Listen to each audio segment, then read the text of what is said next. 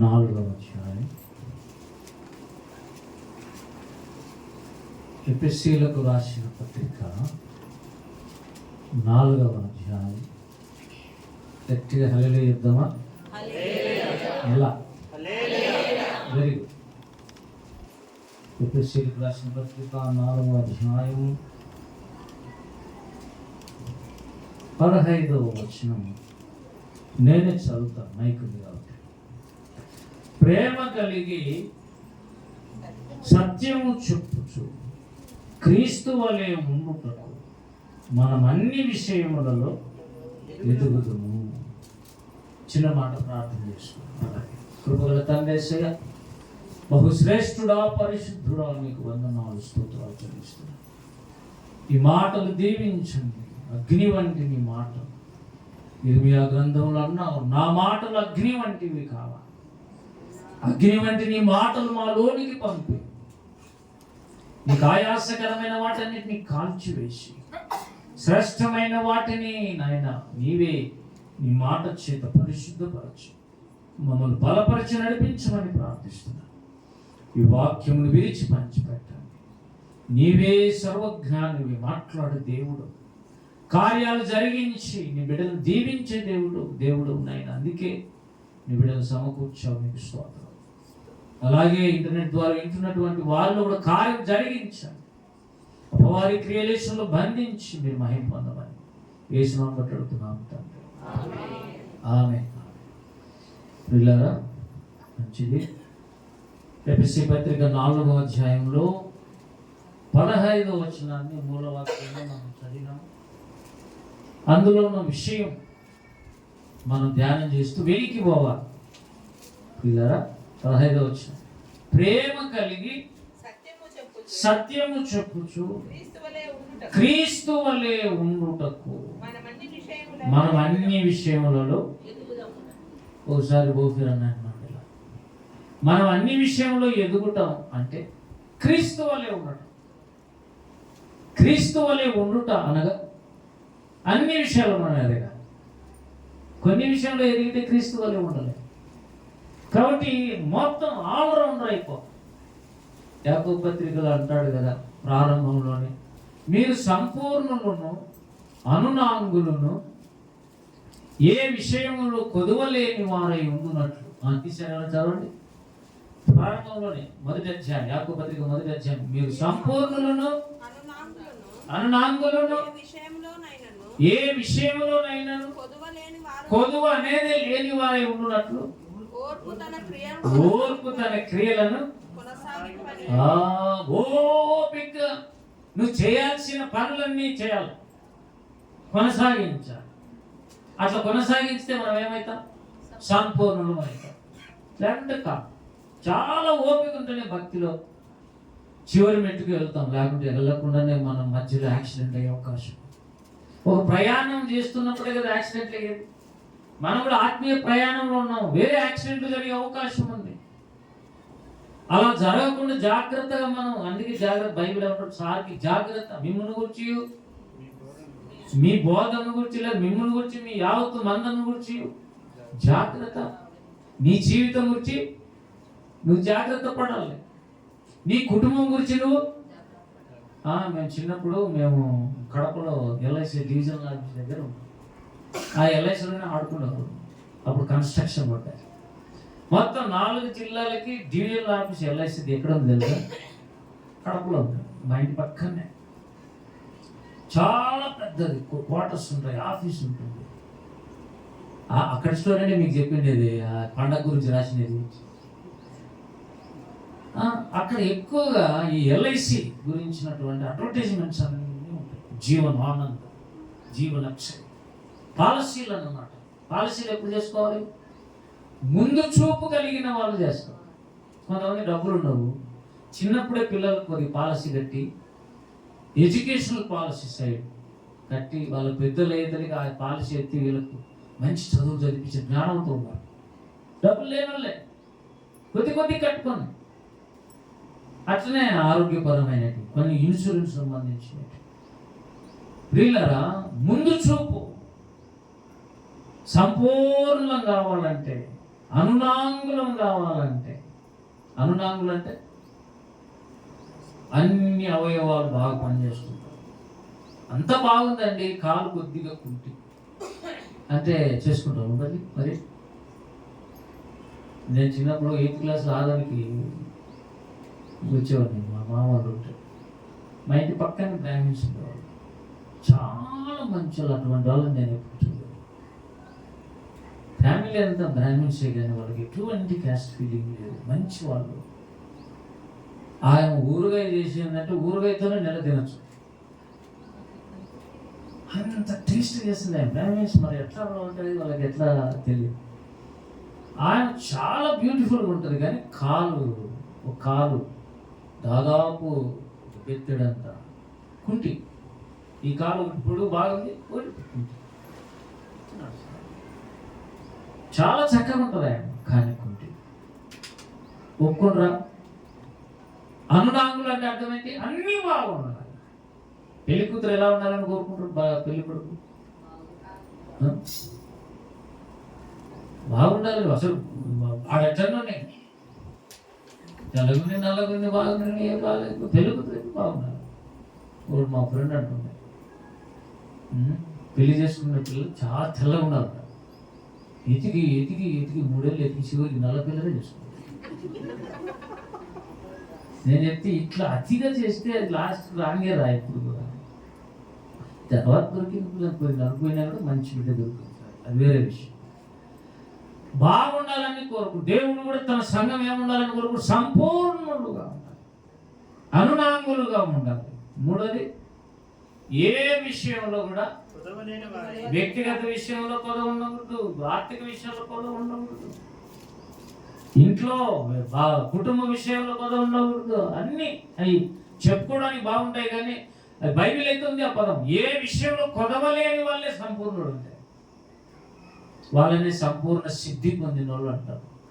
వాళ్ళని ఎఫెసీ పత్రిక 4:13 పరిశుద్ధులు సంపూర్ణులు అగునట్లు అని. పరిశుద్ధులైతేనే సరిపోదు, రక్షింపబడతానే పరిశుద్ధులు గారు, రక్షింపబడతానే విశ్వాస అవుతారు. విశ్వాసంలో డెవలప్ అయ్యి ప్రార్థన చేసి ఎవరైతే గంటల తరబడి ప్రార్థన చేస్తారో వాళ్ళు మంచి భక్తి పరులు అవుతారు. బాప్తిసం తీసుకుని ఇమ్మీడియట్ నువ్వు చేయాల్సిన పని ఇంట్లో కొట్లాడుకుంటా కాదు. ఏం చేయాలి? ప్రార్థనలో ఎక్కువ సమయం గడిపితే పరిశుద్ధులు అవుతావు. ఆ పరిశుద్ధత అయితే వాడికి సరేలే, గొప్ప సంగతి అనుకోలే దేవుడు. మళ్ళీ పరిశుద్ధులు ఏం కావాలి? అదేంటది? పరిశుద్ధులు అంటే ఎవరు? సంపూర్ణులు అంటే ఎవరు? ఏదో ఉంది పర్ఫెక్షన్, మనం అనుకునేది కాదు, దేవుడు కోరినది వేరేది ఉంది. ప్రతి ఒక్కరు అట్లా కావాలి, యేసులాగా ఉండాలి. కాబట్టి మూలవాక్యం ఏంటి? ప్రేమ కలిగి యేసు వలే క్రీస్తు వలే ఉండటం అంటే మనం అన్ని విషయాల్లో ఎదగాలి. నా వైద్యుడు కొన్ని మాటలైనా నీ హృదయంలోకి రిసీవ్ చేసుకో, జీవితం ధన్యమైతుంది. రిజెక్ట్ అంటే ఒకరోజు దేవుడు నేను రిజెక్ట్ చేస్తాను. కాబట్టి ఏం చెప్తున్నాడు? మనం అన్ని విషయాల్లో ఎదగాలని. ఏ విషయాల్లో ఎదగాలి? పరిశుద్ధతలో ఎదగాలి, జ్ఞానంలో ఎదగాలి, యథార్థతలో ఎదగాలి, సత్యము చెప్పే విషయంలో ఎదగాలి. అక్కడ ఏమన్నాడు? సత్యము చెప్పచ్చు. ఏం మాట్లాడుతున్నావు ఇతరులతో? సత్యం చెప్తా ఉండాలి. నీ మనస్సాక్షిగా నిన్ను గడ్డిస్తారు చెప్పకపోతే. అది కూడా ఎట్లా చెప్పాలి? ప్రేమ కలిగి. ఇప్పుడు చాలా మంది స్వార్థ నమ్మని వాళ్ళు ఉన్నారు, వాళ్ళ దగ్గర పోయి సత్యం చెప్పాలి, ఏమని? యేసు రక్షకుడు చెప్పాలి, వాళ్ళు నమ్మరు. అప్పుడు అయినా ఎట్లా చెప్పాలంట? ప్రేమగా చెప్పాలి. అది రావటంలో చాలా మందికి నమ్మకపోతే నువ్వు అట్లా ఇట్లా అంటున్నారు. వాళ్ళు కాదు, వాళ్ళ లైన్లో వాళ్ళకి చెప్పాలి. అసలు మనం చెప్తున్నామా? స్వార్థ చెప్తున్నారు ఎవరైనా? వారంలో ఒక్కరైనా తారసపడితే ఏమంటే యేసు దేవుడు అండి అని చెప్పగలుగుతున్నావా ధైర్యంగా? లేకపోతే చెప్తే మనల్ని ఎందుకు లేకపోయినా అనుకుంటారు, ఎందుకు వచ్చింది అనుకుంటున్నావా? కానీ పౌలు ఏమంటాడు? స్వార్థ ప్రకటించకపోతే శ్రమనా, ప్రకటిస్తే శ్రమనా? ప్రకటిస్తూ పోతే ఇతరులు కొడతారు, తిడతారు, నిందలేస్తారు, అన్ని ఓపికగా చేసినట్టు శ్రమలే. కానీ చెప్పుకోకపోతే తన హృదయం ఒప్పుకోదంట. శ్రమ నేను చెప్పలేక తట్టుకోలేను అనే స్థాయికి ఎదిగాడు. క్రీస్తు వలె ఉన్నాడు. ఎవరు? పౌలు. ప్రేమ కలిగి సత్యం చెప్పాలి. అందుకే రంజిత్ అన్న హైందవ క్రైస్తవ పుస్తకం రాసినది. మొన్న అంటుంది యూరోపిల్ల క్రైస్తవులు సరిలేదు అవన్నీ మాట్లాడు, నువ్వు సరి ఉంటే చూసుకుంటా. హైందవ క్రైస్తవం ఎందుకు రాసేది తెలిసిన? హైందవ సహోదరులకు ప్రేమగా యేసును చూపించాడు. వాళ్ళ గ్రంథాల్లో నుంచి ప్రేమ కలిగి సత్యం చెప్తున్నాడు. జెండా వెస్తా అనే ఒకటి ఉంది, అదొక గ్రంథం, పారసీకుల గ్రంథం. అది చదివాడు అన్న, వాళ్ళకు రాశాడు. ఖురాన్ చదివాడు, ఖురాన్లో ముస్లిమ్స్ రాశాడు. బ్రదర్, ఇది ఒరిజినల్ సత్యం, ట్రూత్ ఇది. ప్రేమగా నమ్మితే నీకు అదృష్టం, లేకపోతే నిత్యాగ్ని గుండంలో ఈ చిన్న వేడికి తట్టుకోలేకుండా అగ్నిగుండములు ఎలా తట్టుకుంటావు? నిత్యాగ్ని గుండానికి వెళ్తావు, అలాగే యేసు నమ్ముకొని నిత్య జీవంలో ఆనందిస్తావు, భూమి మీద ఆనందిస్తావు, పరలోకంలో ఆనందిస్తావు. కాబట్టి యేసు వలె ఉండి అన్ని విషయాలు ఎదగాలంటే మనం ప్రేమ కలిగి సత్యము చెప్పాలి. ఎప్పుడు ప్రేమ కలిగి వాళ్ళు తిడతారు, కొడతారు, స్వార్థ చెప్పలేరు, అయినా కూడా ప్రేమ కలిగి ఉంటారు. యేసు ప్రభువు వీళ్ళు ఇన్ని నేరాలు నీ మీద మోపుతున్నారే, పిలాతన్నాడు, ఇన్ని నేరాలు వీళ్ళు మోపుతున్నారే, నువ్వేం పలకవాటే మాట్లాడలే. ఎందుకంటే ఆయన వచ్చిందే ప్రేమతో తన ప్రాణం పెట్టడానికి. యేసు వలె ఉండడం అంటే అది ఉన్నత శిఖరాలు ఎక్కడుంది. మనమేమో ఏమో నేరం పట్టుకుని భక్తి సంపాదించుకొని అంత అయిపోయింది అనుకుంటున్నాను కొంతమంది. పరిశుద్ధతే లేదు, పడిపోయిన జీవితాలు. పరిశుద్ధులు ఏం కావాలంట? సంపూర్ణుడు కాదు. పరిశుద్ధులు సంపూర్ణులు అగునట్లు దేవుడు ఒక ప్లాన్ రచించాడు. బాగినండి ప్రేమ కలిగి సత్యం చెప్తూ యేసు వలె ఉండి అన్ని విషయాలు ఎదగాలంటే పై వచ్చినాం మనం 14లో మనం ఇక మీదట పసిపిల్లలమై ఉండద్దు. అన్ని విషయాలు ఎదగాలంటే మనం ఏముండద్దు? పసిపిల్లలమై ఉండద్దు. ఒకవేళ పసిపిల్లలమై ఉంటే మనుషుల మాయోపాయముల చేత వంచనతో తప్పు మార్గంలో లాగు కుయుక్తితో గాలికి కొట్టుకొని పోయి కల్పించబడిన ప్రతి ఉపదేశానికి ఇటువంటి కొట్టుకొని పోయి అలల చేత ఎగరగొట్టబడిన వారిని అయినట్లు ఉంటాం. అలా ఉండకుండా ఉండాలంటే పసిపిల్లలు కాకుండా ఉండాలి. పసిపిల్లలు కాకుండా ఉండాలంటే క్రీస్తు వలె ఉండటం మనం అన్ని విషయాల్లో ఎదగాలి. దేవుని స్తోత్రం కలుగు. ఎంత మంచి విషయాలు చెప్తున్నాడు. ఇవి మనం ప్రాక్టీస్ లో పెట్టాలి వారం అంతా. కొన్నిసార్లు చేత కానప్పుడు ఏం చేయాలి? మనమే అతిగా కనపడదు. కొన్నిసార్లు ప్రభువా నా నోరు జారిపోయింది, నాకు రాకున్నంత కోపం వచ్చింది, నువ్వు సహాయం చేస్తే కదా నైనా నేను ఎదుగుతాను అని ప్రార్థన చేస్తే దేవుడు చేయి పట్టుకుని పైకి లేస్తాడు. దేవుని స్తోత్రం కలుగును. పైకి పోతే పసిపిల్లలంగా ఉండకుండా మనం ఎదుగుతాం. అంతకంటే ముందు 13లో పరిశుద్ధులు సంపూర్ణులగునట్లు క్రీస్తు శరీరం క్షేమాభివృద్ధి చెందినట్లు పరిచర్య ధర్మం జరుగుటకు ఆయన కొందరిని అపోస్తలులు గాను, ప్రవక్తలు గాను, స్వార్థికులు గాను, కాపరులు గాను, ఉపదేశకులు గాను నియమించాడు. బాగానండి, మనం అన్ని విషయాలు ఎదగాలంటే, పరిశుద్ధులు సంపూర్ణులు కావాలంటే, క్రీస్తు వలె మనం ఉండాలంటే పసిపిల్లలుగా ఉండకుండా ఎదగాలి. అట్లా ఎదగాలని దేవుడు ఏం చేశాడు? పరిశుద్ధులు సంపూర్ణులు కావాలని ఒక ప్లాన్ వేసి అపోస్తలులను, ప్రవక్తలను, ఉపదేశకులను, కాపరులను, స్వార్థికులను ఇచ్చాడు. అంటే వీళ్ళుంటే ఏమవుతాం మనం? సంపూర్ణులు. హల్లెలూయా. వీళ్ళుంటే ఏమవుతాం? మనం సంపూర్ణం అవుతాం. అంతేకాదు క్రీస్తు శరీరం క్షేమాభివృద్ధి చెందుతుందంటే సంఘము మంచిగా వర్ధిల్లుతుంది. హల్లెలూయా. నువ్వు సంపూర్ణుడు అవుతావు, సంఘం క్షేమాభివృద్ధి పొందుతుంది, ఇంకా పరిచర్యకు ధర్మం జరుగుతుంది. వీళ్ళు 5 మంది లేకపోతే ధర్మం జరగదు, నువ్వు సంపూర్ణ కాలేవు. కాబట్టి అపోస్తలు ఉండాలి. అపోస్తలు ఎవరెవరు? 2 పేర్లు చెప్పండి. పౌలు, పేతురు. చాలు, 2 అనుకోను. అపోస్తలులు మనకు ఉండాలి, తోడు ప్రవక్తలు ఉండాలి, ఉపదేశకులు ఉండాలి. ఉపదేశకులు అంటే ఎవరు తెలుసా? ఉపదేశించే క్రమం ఏందో తెలిసిన వాళ్ళు. యెషయా 42:21 ఎవరైనా చదవండి. యెషయా 42:21.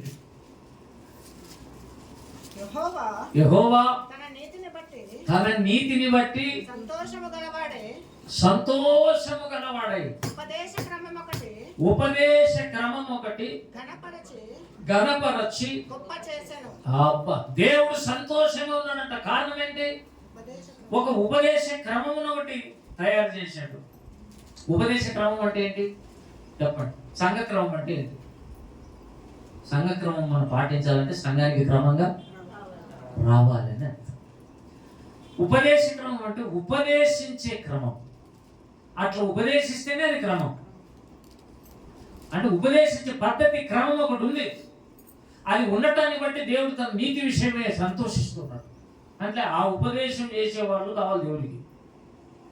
ఏమంటే వాక్యం చెప్తే కుదరదు. కొంతమంది స్టేజీలు ఎక్కి దుమ్ములు చెప్తున్నారు, వక్తలు బయలుదేరినారు ఈ కాలంలో. ఏం మాట్లాడుతున్నారు ఒక్కొక్కరు? మన చేత కాదు. వక్తలు ఎప్పుడు ప్రవక్తలు కాదన్నాడు రంజిత. బాగా మాటకారితనం ఉందంటే జాగ్రత్త పడాలా. వాళ్ళు వక్తలే కానీ ప్రవక్తలు కాదు. ప్రవక్త అంటే దేవుడు ఏం చెప్తే చెప్పాలి, నువ్వు నీకు తెలిసింది చెప్పకూడదు. దేవుడు ఏం చెప్పమంటే చెప్పాలి. వాళ్ళు ప్రవక్తలు అంటే. అపోస్తలులు, ప్రవక్తలు, ఉపదేశకులు వీళ్ళంతా ఉంటే మనం ఏమవుతామంట ఒకనాటికి సంఘం క్షేమాభివృద్ధి. ఏ సంఘములో వీళ్ళు 5 మంది పనిచేస్తారో గొప్పదీసి వాక్యం వింటున్న నీవు ఈ 5 మందిలో ఒక పరిచర్య చేయడానికి దేవుడిని ఏర్పాటు చేసుకుంటున్నావు. కనిపెట్టు, ప్రార్థన చేయి. నువ్వు కూడా నువ్వు కాపరిగా ఉండడానికో, ప్రవక్తగా ఉండడానికో, అపోస్తలుడుగా ఉండడానికి దేవుడు నీకు దేనికి పిలిచాడో నువ్వు కనుక్కో. ముందు వాళ్ళు ఉంటే నువ్వు సంపూర్ణమవుతావు. క్రీస్తు వలె ఉండటానికి అన్ని విషయాల్లో యేసుక్రీస్తు పరిశుద్ధత ఎటువంటిదండి? నాలో పాపం ఉన్నదని ఎవడైనా స్థాపించు.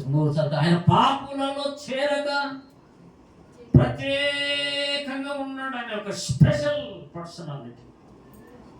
మనమంతా పాపుల గుంపు, ఆయన ఒక్కడు పరిశుద్ధుడు. ఏమంటున్నాడు ఆయన పరలోకంలో 6లో? పరిశుద్ధుడు యెహోవాయే పరిశుద్ధుడు. తండ్రి అయిన దేవుడు పరిశుద్ధుడు, కుమారుడైన దేవుడు పరిశుద్ధుడు, పరిశుద్ధాత్మ పరిశుద్ధుడు, త్రియేక దేవుడే పరిశుద్ధుడు అని గాన ప్రతిగానం చేస్తున్నారు దేవదూతలే. ఎంత పరిశుద్ధతో చూడు. అంత పరిశుద్ధ స్థలంలో కూర్చొని ఆనందిస్తున్న, ఆరాధనలు అందుకుంటున్న ఆయన భూమి మీదకి వచ్చి బలిపీఠం మీద దాదాపు దిగంబరంగా బలి అయ్యాడు. What a tremendous holy sanctification.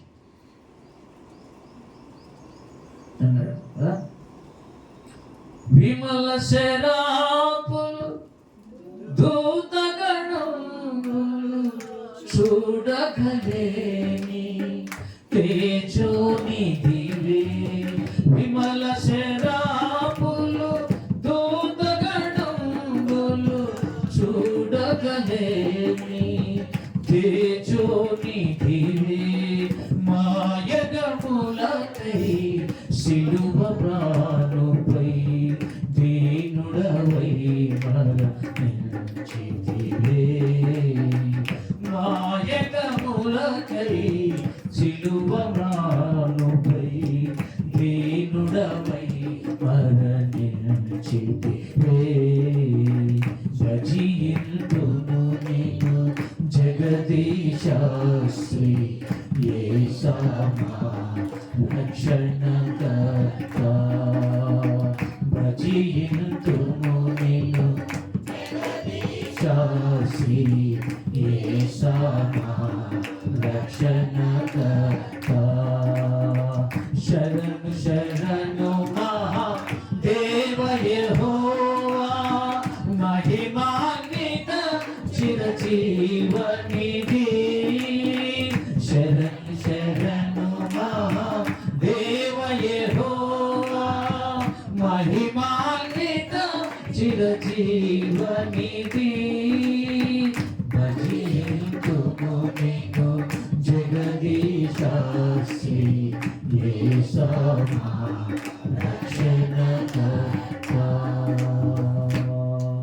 హల్లెలూయా. విమల శరాపులు అంటే విమల అంటే అర్థం ఏంటి? మన చర్చిలోనే మా అమ్మ పేరు విమలమ్మ, ఇంకో విమలం, మన సుభాష్ వాళ్ళ మదర్ పేరు కూడా విమల అంటే పవిత్రమైనది, పరిశుద్ధమైనది, అదే అర్థం. విమల శరాపులు అంటే పరిశుద్ధ దేవదూతలే దేవుణ్ణి స్తుతిస్తుంటే, ఆయన్ని చూడలేక కళ్ళు మూసుకుంటుంటే, అంత తేజో రూపుడు, తేజో నిధి ఆయన ఉంటే, ఆయన అక్కడి నుంచి దిగి మన యగములు అంటే పాపముల కొరకు ఆయన శిలువ మ్రానుపై దీనుడుగా, the same God is crucified on the cross. అది సువార్త. అది అనుకో ఎంత అద్భుతంగా. ఒక పక్క యేసు ప్రభు ఆయన స్తుతించబడటం, ఆరాధించబడటం, ఒక పక్క అదే దేవుడు ఇక్కడ యజ్ఞ పశువు కావటం, రెండో ఒకటి సాధ్యం. వావ్! యేసు వలె ఉండాలంటే మనం అన్ని విషయాల్లో ఎదగాలి. అన్ని విషయాల్లో ఎదగాలంటే మనం పసిపిల్లలుగా ఉండకూడదు. నువ్వు ముందుకు స్టార్ట్ కావాలి. అలా కావాలంటే మనకు పరిశుద్ధులు సంపూర్ణులు కావాలి. కాబట్టి 5 మంది పరిచారకులను దేవుడు పెట్టాడు సంఘానికి. వాళ్ళని నమ్మాలి.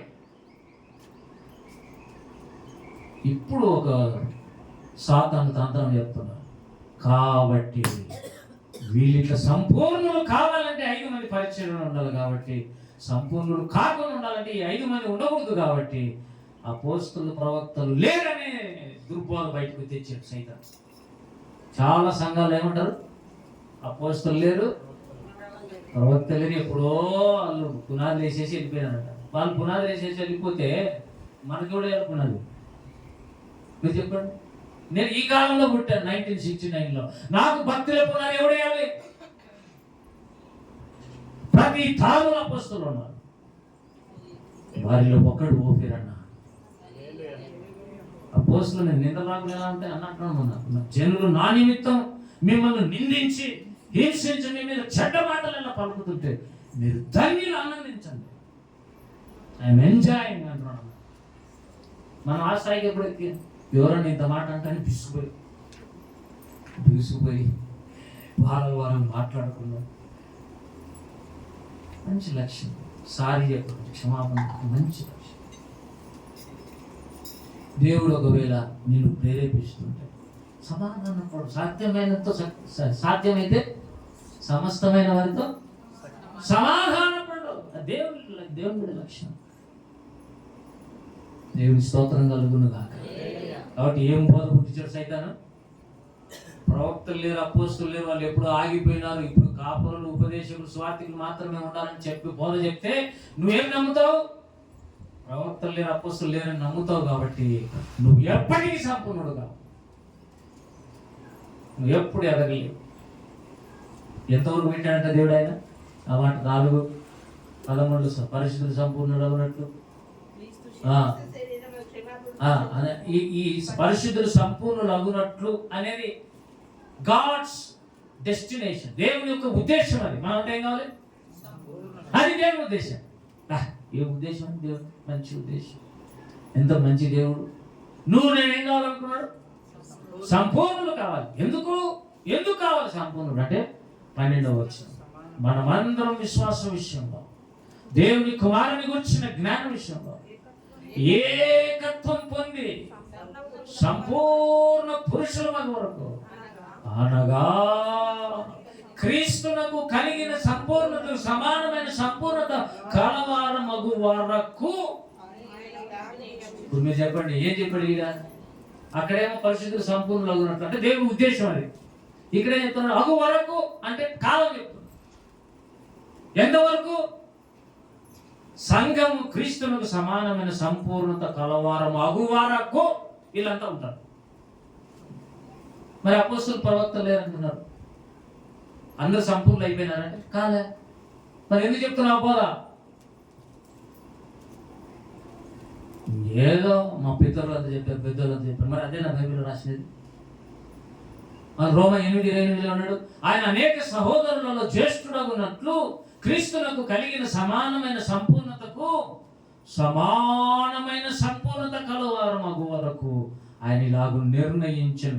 ఆయన ఎవరిని ఎరిగిన వారిని పిలిచను, ఎవరు నిర్ణయించిన వారిని పిలిచను, ఎవరిని పిలిచిన వారు నీతిమంతులు చేసిన, ఎవరు నీతిమంతులు చేసిన వారు మహిమ. హల్లెలూయా. సేమ్ విషయం మాట్లాడుతున్నాడు రోమాల పౌలు. అందుకే రోమా 8:28 ఇక్కడ ఎఫెసీ 4:12-15 వరకు ఒకే సబ్జెక్ట్ మాట్లాడుతున్నాడు. ఇంకా చెప్పాలా? హెబ్రీ పత్రిక 5వ అధ్యాయంలో మనము పోయిన వారం చెప్పినట్టున్నాను నేను ఇలారా. హెబ్రీ పత్రిక 5వ అధ్యాయంలో మనం పసిపిల్లలంగా ఉండకుండా వయసు వచ్చిన వాళ్ళంగా ఉండాలి. 5:14 వయసు వచ్చిన వారు అభ్యాసం చేసి ప్రాక్టీస్ చేసి ఎక్సర్సైజ్ చేసి జిమ్ పోయి రన్నింగ్ పోయి వాకింగ్ పోయి అభ్యాసాలు చేసి మేలు కీడులు వివేచించే సాధకం చేసిన జ్ఞానేంద్రియాలు చేతులు సాధకం చేశారు. ఒక పిల్లలు చూపిస్తున్నారు వాట్సాప్లో, చేయలేదు, ఒక చెయ్యితో బౌలింగ్ వేస్తాం. సాధకం చేసిన అవయవం అది. ఇంద్రియాలతో సాధన చేయటం, మోకాళ్ళ మీద సాధన చేయటం. ఒక ఆయన ఉన్నాడు, ఒక భక్తుడు, ఋషిపుంగవుడు, భారతదేశం, చెయ్యి పైకి పెట్టిండు, వెళ్ళిపోయాడు. తపస్సు చేసి పైన పెట్టి గాల్లో రక్త ప్రసరణ జరగక ఇది వెళ్ళిపోయింది. కండరాలు డెడ్ అయిపోయినాయి, మజిల్స్ డెడ్ అయిపోయినాయి. సాధన అర్ధరాత్రి సాధన. మనం నిద్ర కానీ వయసు వచ్చిన వాళ్ళు అంటే వాళ్ళు సాధనకులు. ఎవరు? సాధకులు.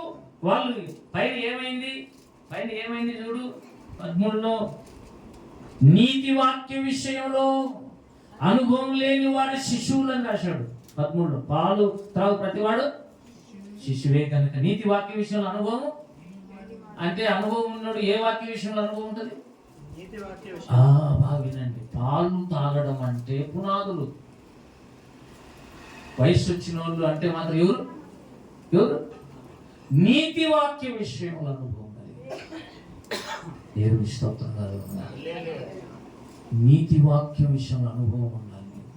మేలు కీడు ఏమంటాడు? వివేచించాలి, సాధకం చేయాలి. ఇప్పుడు చెప్పండి పిల్లారా, పైన అన్నాడు వయసు వచ్చిన వాళ్ళు, నీతి వాక్య విషయంలో అనుభవం కలిగిన వాళ్ళు. ఇంకా 12లో కాలాన్ని బట్టి చూస్తే మీరు బోధకులుగా ఉండాలి. అందరూ ఏం కావాలి? నువ్వు బోధకులు కావాలి, బోధకురాలు కావాలి, స్త్రీలు బోధకులు కావాలి, బోధకురాలు కావాలి. అనేక స్వార్థ చెప్పండి. ఇంట్లో పోండి. మొగలు పోతే తిప్పుతారేమో, ఆడలు పోతే తిప్పుతారు. అందుకే హాస్టల్లో చాలా మంది తెలివిగా ఇప్పుడు ఆశ్రమాలు ఇంట్రెస్ట్ పోతున్నారు. గృహాల దర్శనాలు పోవాలంటే ఎవరుంటే మంచిది? ఇద్దరుంటే మంచిది. స్త్రీలు పోతే ఏం పెద్ద పట్టించుకోరు, కానీ పురుషులు ఒక్కరే పోయి స్వార్థ ఇళ్ళలో గృహాలు చెప్పలే, అది మంచిది కూడా కాదు. కాబట్టి కాలాన్ని బట్టి చూస్తే అందరూ ఏం కావాలి? ఒక 10 ఏళ్ళు భక్తి కట్టారండి పలానా చర్చిలో, అనేతలకి నువ్వు ఏం కావాలి? ఇతరులకు సత్యం బోధించి స్థిరపరిచేంత సాధన. దేవుని స్తోత్రం. లాజిక్ చెప్తుంది, మనం అన్ని విషయాల్లో ఎదగాలి, క్రీస్తు వలె ఉండుటకు ప్రేమ కలిగి సత్యం చెప్తూ ఉండాలి అంటే పసిపిల్లలం కాకుండా ఎదగాలి. అట్లా అందరూ పరిస్థితులు సంపూర్ణలు కావాలంటే 5 రకాల పరిచయం ఉండాలి. 5 రకాల పరిచయం ఉంటే అందరూ సంపూర్ణులు, అనునాంగులు, ఏ విషయంలో కొదవలేని వాళ్ళు అవుతారని సైతాన్ ఏం చేశాడంటే అపోస్తలులు, ప్రవక్తలు లేరని చెప్పి బోధను సంఘాల్లో లెక్కించాలి. బోధకులే చెప్తున్నారు అన్నమాట. కాబట్టి దేవుడు ఏం చేశాడు? ముందే చెప్తున్నాడు, ఎందుకు మీరు సంపూర్ణుడు కావాలంటే నాతో సమానంగా ఉంటేనే రేపు పెళ్ళి. హల్లెలూయా. క్రీస్తునకు కలిగిన సంపూర్ణతకు సమానమైన సంపూర్ణత పరిశుద్ధులకు ఉంటేనే పక్క చేయిలో కూర్చోబెడతారు. యేసు ప్రభు ఒక సింహాసనం మీద, సంఘం ఒక సింహాసనం మీద. నీవు జయించేవాడు అయితే నువ్వు కూడా కుడి పార్శ్వంలో సింహాసనం ఈక్వల్గా అన్ని విషయాలు యేసులాగే కదా. ఏంటి తమాషా? ఇట్లా ఎదగాలంటే ఒక టెక్నిక్ చెప్పాడు. ఏంటంటే మనము గాలి చేత, ఉపదేశముల చేత ఇటు కొట్టుకొని పోకుండా స్థిరులమై శ్రమలన్నింటినీ ఎన్కాష్ చేసుకో. అది తను ఏం చెప్పాడంటే, శ్రమలు ఏమొస్తుంటాయి రాని ప్రార్థన చేస్తానే ఉంటే నీ ఒక దినానికి యేసులాగా అయిపోతావు. దేవుని స్తోత్రం కలుగును. అది హెబ్రీ పత్రికలో 2వ అధ్యాయములో 11వ వచనం చెప్పిన విషయం. పరిశుద్ధపరచు వారికి, పరిశుద్ధపరచబడు వారికి అందరికి ఒక్కటే మూలం. అది ఏంటంటే శ్రమ. పైన 10లో శ్రమల ద్వారా సంపూర్ణునిగా చేయుటకు ఆయన తను. సంపూర్ణ కావాలంటే ఇంకోటి ఏముండాలి? 5 మంది పరిచారకులు ఉంటే సరిపోదు. ఏముండాలి? శ్రమలు. దేవుని స్తోత్రం కలుగును గాక. హల్లెలూయా. శ్రమల ద్వారా రక్షకుడు సంపూర్ణుడు అయితే, రక్షింపబడిన పరిశుద్ధ పరచబడు వారమైన మనం కూడా శ్రమల ద్వారానే పరిపూర్ణం కావాలి. ఇద్దరికి ఒకటే మూలం అంటున్నాడు.